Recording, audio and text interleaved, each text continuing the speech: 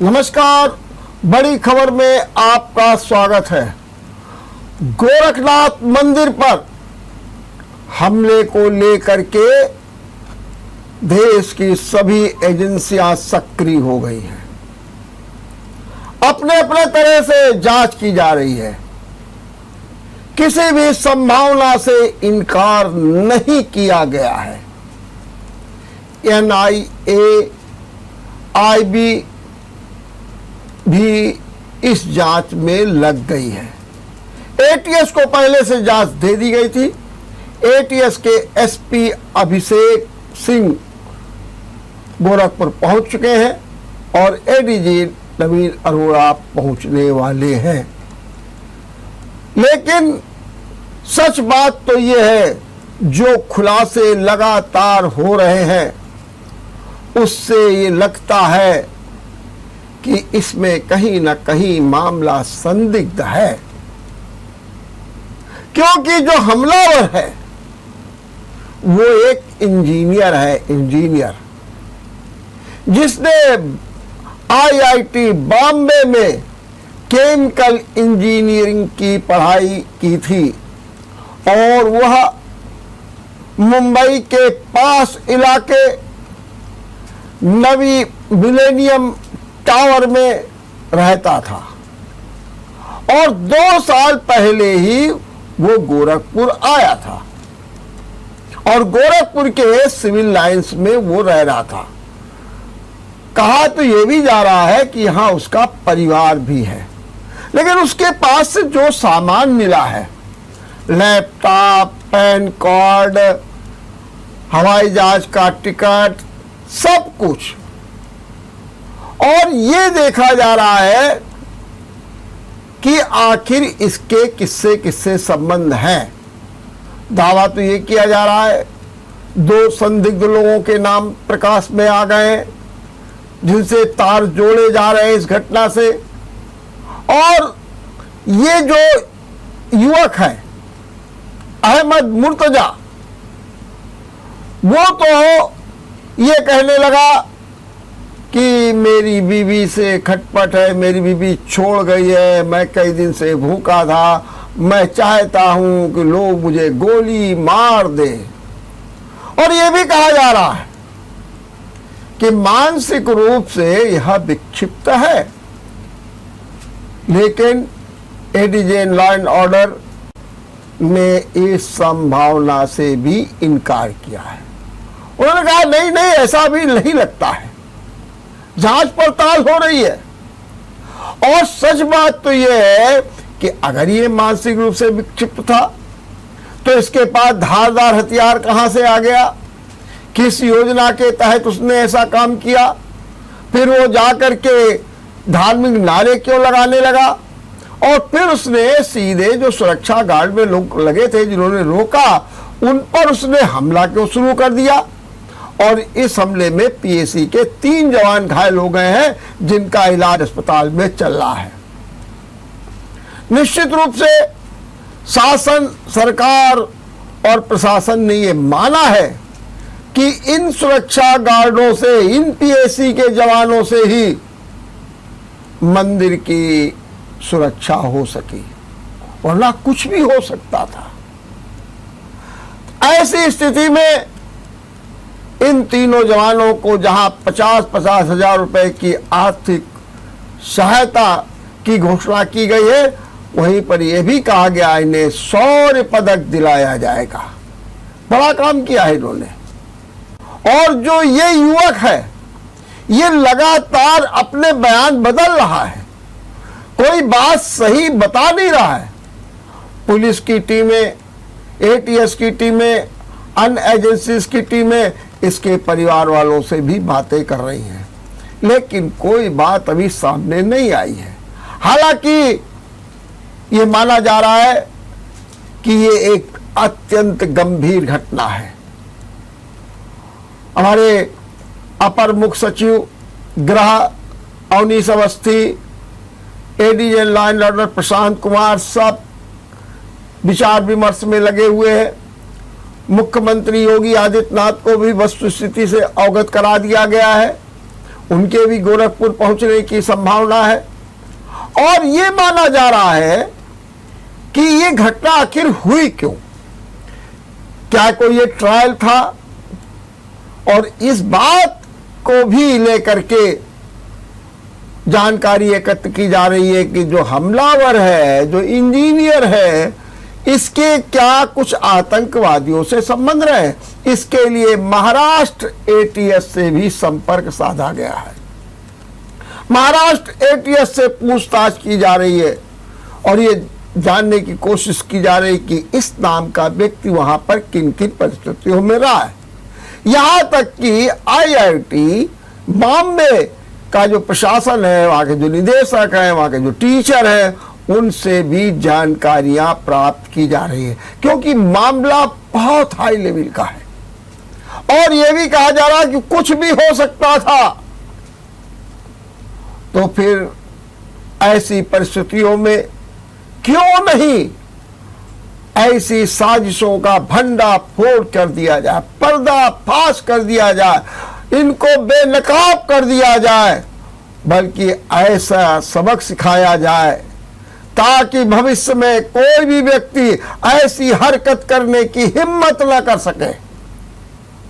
गोरखनाथ मंदिर एक लाखों करोड़ों लोगों की श्रद्धा का केंद्र है, जहां नित्य लोग जाते हैं, अपनी आस्था व्यक्त करते हैं, श्रद्धा व्यक्त करते हैं, विश्वास जताते हैं, और एक बड़े परिसर में है। इसमें कई गेट हैं, मुख्य गेट भी है, उसके बगल से भी, क्योंकि इस परिसर में जो है अस्पताल भी है, डिस्पेंसरी भी है, धर्मशाला भी है, नाना प्रकार की सेवा है इसमें, और मंदिर भी कई है, गौशालाएं भी है। तो ये जो गोरखनाथ मंदिर है, ये अपने आप में बहुत ही देखा जाए तो हर दृश्य से महत्वपूर्ण भी है, संवेदनशील भी है। क्योंकि आपको ये भी बता दें कि गोरखपुर का मंदिर जो है आतंकवादियों की जो सूची बनी हुई है उनके निशाने पर भी है। और इतना ही नहीं, गोरखपुर वो है जहां पर 1993 में एक टॉकीज पर बम ब्लास्ट हुआ था।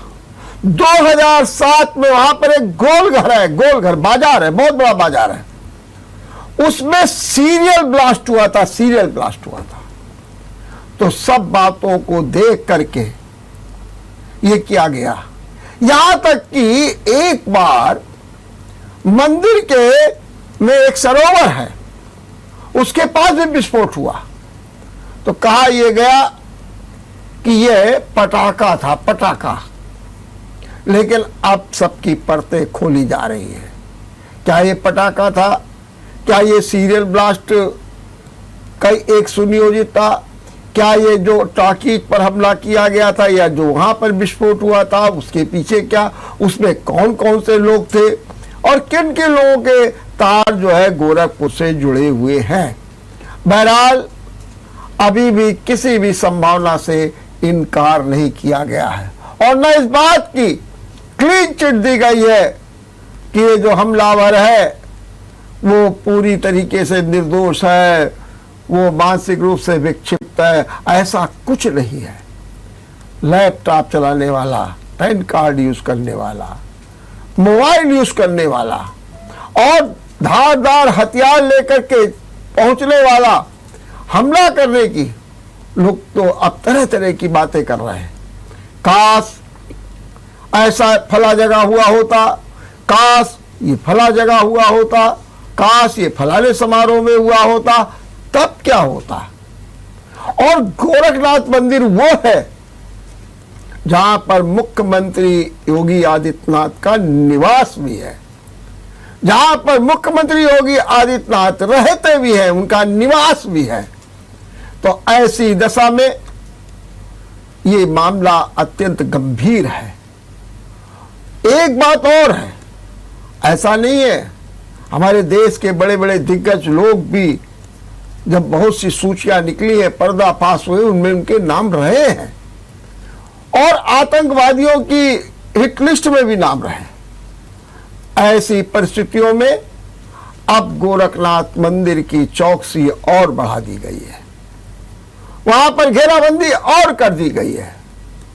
और सच बात तो यह है कि वहां पर अब विशेष फोर्स लगाने की बात हो रही है।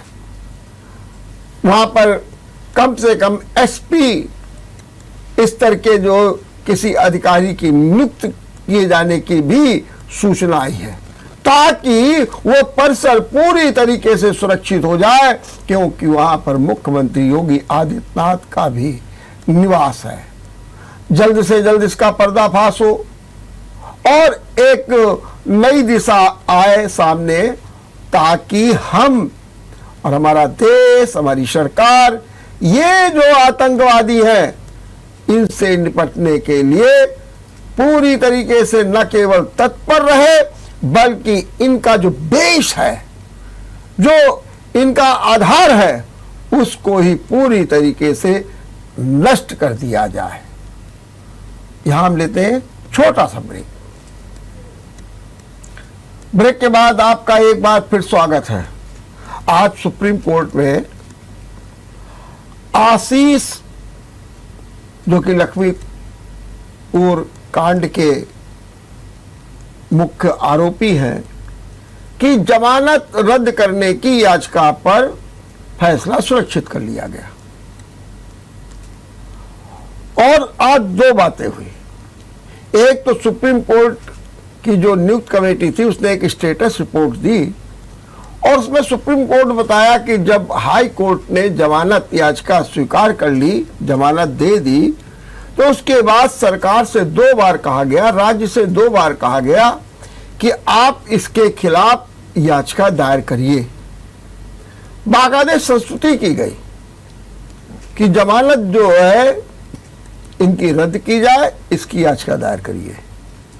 दूसरी बात, सरकार की ओर से भी कहा गया कि मामला तो बड़ा गंभीर है, इसमें भी तो दो राय नहीं है, लेकिन आरोपी के भागने की कोई आशंका नहीं है। मतलब जमानत दे दीजिए, जमानत रद्द मत कीजिए, ये भाग करके नहीं जाएगा, क्योंकि अक्सर जमानत इसी आधार पर नहीं दी जाती है कि भाई अभियुक्त जो है भाग जाएगा, क्योंकि अभियुक्त भागने की आशंका नहीं है, ये बात नहीं। लेकिन सुप्रीम कोर्ट ने सब बातों को सुना और सुनने के बाद अपना फैसला ये दिया कि ठीक है, हम इसका निर्णय बाद में सुनाएंगे। आज से अपने उत्तर प्रदेश में स्कूल चलो अभियान शुरू हो गया। स्कूल चले हम, मुख्यमंत्री योगी आदित्यनाथ ने आज श्रावस्ती में इसका शुभारंभ किया और लक्ष्य दिया कि 30 अप्रैल तक स्कूल चले हम अभियान में 2 करोड़ छात्र छात्राओं का नामांकन कराया जाए। उसका कारण बताया उन्होंने कि कोरोना के 2 साल में अगर किसी क्षेत्र में सबसे ज्यादा नुकसान हुआ है तो वो है शिक्षा। पढ़ाई रुक गई है, पढ़ाई ठप हो गई है, इसलिए जरूरी इस बात की है कि बच्चों का नामांकन कराया जाए। अधिकारी कर्मचारी घर घर जाएं, टीचर घर घर जाएं, पूछे बच्चा जा रहा है स्कूल के नहीं जा रहा है, और उसका नामांकन भी कराएं। हम आपको सुनाते हैं क्या कहा मुख्यमंत्री योगी आदित्यनाथ ने। लेकिन हम सबको शिक्षा की सबसे बेसिक, यानी जो सबसे आधारभूत इकाई है, बेसिक शिक्षा, इस पर विशेष ध्यान दिए जाने की आवश्यकता है। बहुत सारे बच्चे होंगे जो 2 वर्ष के अंदर स्कूल का मुंह न देखे हों और अब स्कूल जाने में उनको थोड़ा आलस आ रही हो, और इसलिए तय किया गया कि हमें फिर से स्कूल चलो अभियान के कार्यक्रम के साथ हर एक बच्चे को जोड़ना होगा, हर एक परिवार को जोड़ना होगा और कोई बच्चा छूटने ना पाए। इसके लिए समाज को एक संकल्प के साथ आगे बढ़ना होगा। भाइयों बहनों, शिक्षा यह एकमात्र साधन है जो प्रत्येक व्यक्ति के जीवन में परिवर्तन का कारक बन सकती है। शिक्षा ही वास्तव में प्रत्येक नागरिक को एक सही दिशा दे सकती है, हर एक व्यक्ति के सर्वांगीण विकास का आधारशिला खड़ी कर सकती है। और याद रखना, जब व्यक्ति सक्षम होगा तो समाज भी सक्षम होगा, और समाज सक्षम होगा तो राष्ट्र स्वयं ही सशक्त होता हुआ दिखाई देगा। और राष्ट्र की आधारभूत, आपने सुना मुख्यमंत्री योगी आदित्यनाथ के उद्गार, जिनमें साफ बात है कि साक्षरता बढ़े, पढ़ाई हो, जीवन में ज्ञान का आलोक आए और कोई भी बच्चा पढ़ाई से वंचित न रहे। जरूरत इस बात की है कि इस दिशा में न केवल सरकारी तंत्र माने बेसिक शिक्षा विभाग ही लगे, बल्कि स्वयंसेवी संस्थाओं को भी लगना चाहिए और ये देखें कि उनके क्षेत्र में कौन से बच्चे ऐसे हैं जो विद्यालय नहीं जा रहे हैं। हर हाल में उनको विद्यालय पहुंचाने के लिए उनका नामांकन करें, उनको प्रेरित करें, प्रेरणा दें, जाइए। और अब तो क्या है, स्कूल में तो सब फ्री, पढ़ाई free, dress free, mid day meal free, सब कुछ तो फ्री है। अब उसके बाद भी अगर बच्चे न पढ़ पाए तो ये सबसे बड़ा मैं दुर्भाग्य उनके अभिभावकों का मानता हूँ। इसलिए ज्ञान का आलोक तेजी के साथ फैले और स्कूल चले हम अभियान सफल हो, इसी कामना के साथ हम लेते हैं विराम। देखते रहिए बड़ी खबर। नमस्कार।